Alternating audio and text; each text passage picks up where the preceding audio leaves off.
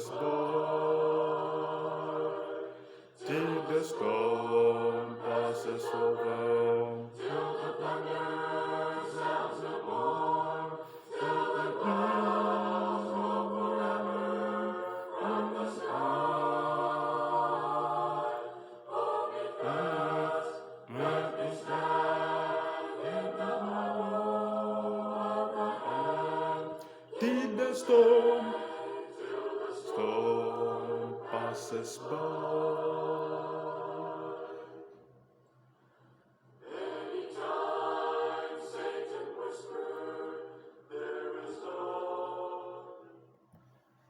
Chers amis, bienvenue à notre petite présentation. Je suis très heureux encore d'être à votre service à travers cette petite exhortation. Et le titre de notre exhortation aujourd'hui est « Osez demander grand ». Osez demander grand. Alors, le texte biblique que nous allons lire se trouve dans Matthieu, chapitre 14, le verset 28 et 29. Matthieu 14, le verset 28 et 29. La Bible dit, Pierre lui répondit, Seigneur, si c'est toi, ordonne que j'aille vers toi sur les eaux. Et il lui dit, viens. Pierre sortit de la barque et marcha sur les eaux pour aller vers Jésus. Osez demander grand. Alors, les textes qui précèdent, les versets qui précèdent les textes que nous avons lus, nous avons là le miracle de la multiplication des pains. Jésus a nourri 5000 personnes seulement avec 5 pains et 2 poissons. Et après avoir fait cela, Jésus dit à ses disciples de le devancer de l'autre côté du Jourdain, de la rivière, pendant que lui, il renverrait la foule.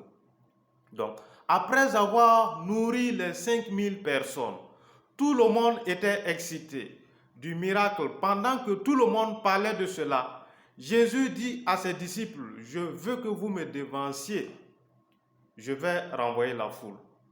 Après avoir renvoyé la foule, alors la Bible nous dit que Jésus est allé sur la montagne pour prier.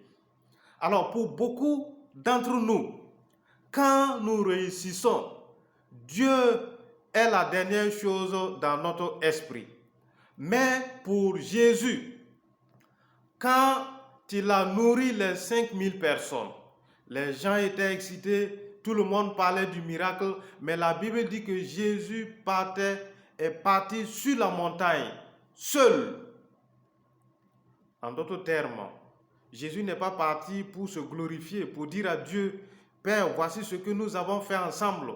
Mais Jésus est parti s'humilier, reconnaître que ce n'est pas la puissance du Père que ce miracle a été possible pour que Dieu puisse continuer à l'utiliser. Alors beaucoup de personnes, beaucoup de gens aujourd'hui échouent après avoir réussi. Parce que pour beaucoup, quand nous réussissons, Dieu est la dernière chose dans notre esprit. Dieu devient en dernière position. Et beaucoup d'entre nous sont préparés à échouer, à l'échec, pour l'échec que plus pour la réussite. Beaucoup ont des plans dans leur vie, des plans A, B, C, D, etc. En d'autres termes, si le plan A ne marche pas, il y a le plan B. Mais voici la question que j'aimerais vous poser. Quel est votre plan B à Z si votre plan A réussit? Beaucoup de personnes n'ont plus de plan. Mais le plan de Jésus était qu'après chaque succès, de courir vers le Père.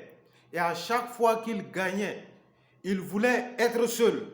Et la plupart des gens qui ont réussi, ce sont des gens qui ont appris à être seuls. Quand Dieu veut vous utiliser, alors vous devez être confortable à être seul. Ce sont des gens qui ont appris à être seuls. Et quand Dieu veut vous amener à un niveau supérieur, alors vous devez apprendre à être confortable en étant seul. Et quand Dieu veut vous utiliser, il vous isole parfois de la foule et vous pouvez ensemble parler avec Dieu face à face. Alors Jésus, après avoir nourri les 5000 personnes, il court sur la montagne pour prier son Père. Alors on voit qu'après cet acte-là, Jésus va marcher sur l'eau. Ses disciples pouvaient dire, oui, il a nourri 5000 personnes. C'est évident qu'il marche sur l'eau maintenant. Mais, chers amis, laissez-moi vous dire que Jésus n'a jamais pris sa relation avec Dieu le Père pour acquis. Et la Bible dit que quand Jésus était au milieu de la mer, en allant vers ses disciples, il marcha sur l'eau. Alors, voici là une démonstration de la puissance de Dieu. Il y a de la puissance dans la prière, chers amis. La raison pour laquelle nous sommes faibles, c'est parce que nous prions peu ou nous ne prions du tout pas. Plus de prière, plus de puissance. Moins de prière, moins de puissance. Et pas de prière du tout, pas de puissance. Alors, pendant qu'il marchait sur l'eau, les disciples furent troublés. Et la plus grande difficulté de Jésus lorsqu'il était sur la terre était ses propres disciples. Ils ont fait beaucoup de choses ensemble. Ils étaient tous les jours avec Jésus. Mais il y a eu des moments où les disciples n'ont pas connu Jésus, n'ont pas reconnu qui était Jésus. Et ils ont posé la question, qui est celui-ci? Même après avoir nourri 5000 personnes, Jésus ne l'a pas fait seul. Ce sont les disciples qui ont distribué les pains. Et maintenant que Jésus marche sur l'eau, il crie que c'est un fantôme. Alors, puis-je aider quelqu'un aujourd'hui? Ce n'est pas tous ceux qui sont proches de vous qui vous connaissent. Ce n'est pas tous ceux qui sont proches de vous qui vous connaissent en réalité. Voici un Jésus qui a nourri 5000 personnes, même pas 24 heures de cela. Il devient un fantôme. De sauveur, il devient fantôme. Faites attention avec les gens qui vous définissent sur la base d'un seul aspect de votre vie, sur la base d'un seul chapitre de votre vie. Vous êtes un livre et beaucoup connaissent un seul aspect de votre vie et ils disent « Oui, je le connais, je te connais ». Non, vous ne me connaissez pas. Vous connaissez seulement 1 ou 2 paragraphes de ma vie. Mais le reste du livre que moi-même je ne connais pas, parce que Dieu continue toujours d'écrire une nouvelle page chaque jour de ma vie. Et il criait, c'est un fantôme, dit-il, et il fut troublé. Et Jésus leur dit, rassurez-vous, n'ayez pas peur, c'est moi. J'ai une bonne nouvelle pour quelqu'un aujourd'hui. C'est merveilleux quand Jésus véritablement vous parle, quand vous êtes troublé, quand vous êtes inquiet, quand vous ne savez plus sur quel sens se vouer. Jésus vous parle et vous rassure. N'aie pas peur, c'est moi, aie confiance. Et Jésus rassure ses disciples. N'ayez pas peur, c'est moi. Alors, il y a des fois, des moments où je ne sais pas réellement qui est Dieu. Et parfois, nous définissons Dieu sous un seul angle. Et même en définissant Dieu, nous nous limitons nous-mêmes. Alors Jésus dit à ses disciples, rassurez-vous, c'est moi, n'ayez pas peur. Et Pierre dit, c'est le texte que nous avons lu, si c'est moi, si c'est toi Seigneur, alors ordonne que j'aille vers toi sur les eaux. Alors pour ceux qui ont fait le grec, si vous étudiez soigneusement ce texte-là, il n'est pas dit si c'est toi, mais il est dit, le grec dit comme c'est toi. En d'autres termes, Pierre n'avait aucun doute que c'était Jésus. Et il dit, comme c'est toi, alors sois responsable de mon habilité à marcher sur l'eau. Je sais que je ne peux pas marcher sur l'eau, mais comme tu le fais, alors je veux le faire aussi. Alors Pierre était en train de dire, Seigneur, je veux mettre ton nom sur la ligne. Si je ne marche pas sur l'eau, ça sera à cause de toi. Je veux marcher sur l'eau comme c'est toi, alors dis-moi de venir. Il y a des gens dans la Bible vraiment qui m'impressionnent. Des gens qui demandent des choses au-delà de leur habilité, des choses au-delà de leur imagination. Voilà pourquoi le titre de notre exhortation, Oser demander grand. Je pense à un prophète comme Élisée. Lorsque Élie était sur le point de partir, Élisée lui a demandé, donne-moi une double portion de ton esprit. Voici une demande assez grande. Et Élisée a accompli presque le double de ce que Élie a accompli durant sa vie. Et même quand Élisée était mort, la Bible dit qu'il y a eu des ennemis qui sont entrés dans la ville. Et lorsqu'on enterrait Élisée, on enterrait un homme. On portait un homme pour l'enterrer. Et lorsque les ennemis sont venus, ils ont jeté le corps de cet homme-là. Et lorsque le corps de cet homme sont allés tomber sur les os de Élisée, la Bible dit qu'il a repris vie. Alors, chers amis, la taille de notre plan dépendra de la taille de notre succès. Beaucoup d'entre nous ne prions pas parce que nous demandons de petites choses. Oh Seigneur, donne-moi à manger, donne-moi une femme, donne-moi un mari. Dieu veut que nous puissions lui faire confiance pour oser demander des grandes choses, des choses qui dépassent notre attendement, notre habilité. J'ai découvert, chers amis, que Dieu est fidèle en ordonnant ce que vous demandez par la foi. Alors, Jésus dit à Pierre, viens, au verset 29 que nous avons lu. Alors Pierre sortit de la barque et marcha sur les eaux pour aller vers Jésus. La Bible dit que Pierre a marché sur l'eau pour aller vers Jésus. L'impossible est possible à ceux qui demandent. L'impossible est possible à ceux qui demandent. Alors, connaissez-vous vraiment un endroit où il y a beaucoup de chrétiens dans le monde?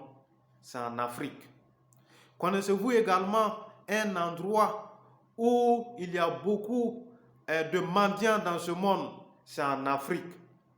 Depuis les présidents, vous les voyez, ils voyagent partout en Occident, ils sont en Chine, aux États-Unis, devant les présidents en train de quémander. Et un Chinois vient en Afrique, en moins d'un mois, il est déjà millionnaire, milliardaire. Nous sommes nés en Afrique ici, grandis en Afrique, et nous sommes pauvres et nous mourrons pauvres. Il y a quelque chose qui ne va pas avec nous. Alors j'aimerais simplement partager 3 points venant de ce texte que nous avons lu. Soyez prêts, le premier point, soyez prêts à vous démarquer quand les autres ne s'attendent pas à cela. Il y avait 12 hommes dans la barque et eux tous pensaient que c'était un fantôme. Et tous ont eu peur, ont crié de peur.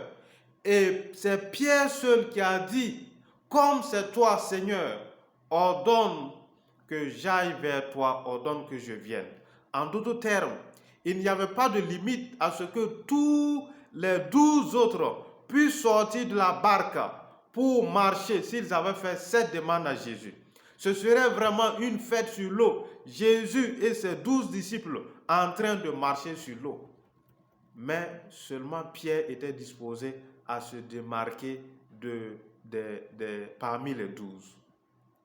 Un seul était disposé à se démarquer. Chers amis, nous devons être disposés à faire la différence, à nous démarquer de la foule, à nous démarquer des autres quand tout le monde ne s'y attend pas.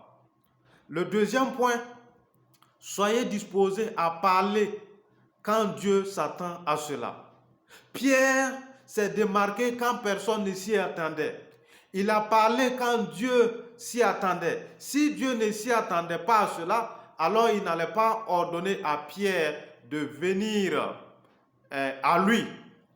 Nous, aujourd'hui, nous sommes là où nous sommes à cause de notre volonté à faire les choses. Soyez disposés à parler quand Dieu s'attend à ce que vous lui parlez. Il y a des moments pour être silencieux. Il y a des moments pour parler à Dieu. Et Pierre a parlé à Jésus. Seigneur, ordonne que je vienne vers toi. La dernière chose, soyez disposés à sortir quand les autres dépendent de cela. Soyez disposés à sortir quand les autres dépendent de cela. Si Pierre n'était pas sorti de la barque, les autres n'allaient pas reconnaître que véritablement Jésus était le Fils de Dieu. Et quand vous lisez la suite de ce texte, la Bible dit que quand Jésus est monté dans la barque, tous sont venus à lui pour reconnaître, se prosterner devant Jésus. Ils ne sont pas allés à lui dans l'eau, mais ils sont venus se prosterner quand Jésus était dans la barque. Ils sont venus se prosterner parce que Pierre était le premier à sortir. Chers amis, sois disposé à sortir quand les autres dépendent de cela. Sois disposé à te démarquer quand les autres ne s'y attendent pas. Sois disposé à parler à Dieu quand Dieu s'attend à cela. Chers amis, alors que je finis, la question est, qui aurais-tu voulu être dans cette histoire? Qui souhaiterais-tu être? Aurais-tu voulu être Pierre? Aurais-tu voulu être les autres disciples? Aujourd'hui, vous êtes là et le plus grand obstacle dans la réalisation de tes rêves, c'est la peur. Vous avez peur. Et tu n'as pas peur des hommes, mais vous avez peur des regards des hommes. Mais par moments, nous avons plus peur également de Dieu. Alors, y a-t-il un obstacle dans ta vie qui t'empêche véritablement de réaliser tes rêves?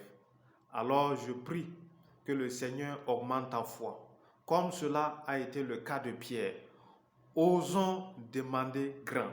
Dieu est disposé à accomplir de grandes choses dans la vie de ses enfants. Mais il s'attend à ce que nous puissions avoir foi pour lui demander de grandes choses, comme cela a été le cas de Pierre. Pierre a eu une foi extraordinaire qui lui a permis dans un premier temps de demander l'impossible et cela s'est réalisé dans sa vie. Alors, l'impossible devient possible à celui qui demande. Que Dieu vous bénisse et que sa grâce soit sur vous. Shalom.